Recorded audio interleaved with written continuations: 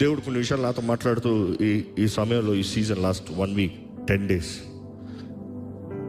God was saying, set up an altar here.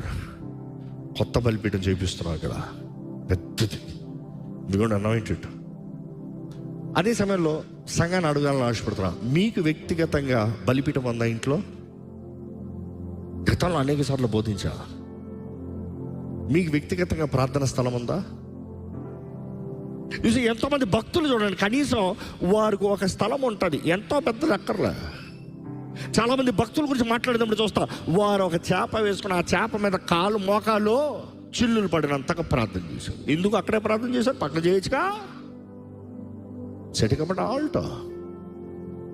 Wear is you alter?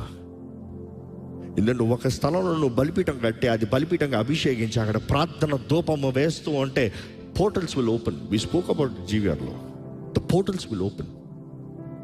దేవుడు నీ కొరకు ఆయన దూతను పంపించి అపవాదిని నాశనం చేసి there will be a portal.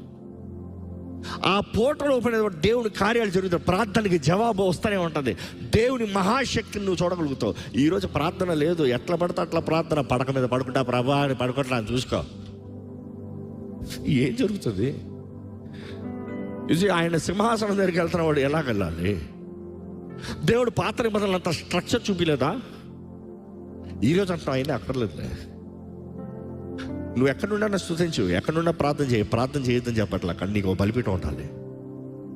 Because altars are very important. బైబిల్లో మన జాగ్రత్తగా చదివితే బలిపీఠములు అనేది చాలా ముఖ్యమైనది. బలిపీఠములకు తగ్గట్టుగానే నీకు ప్రొటెక్షన్.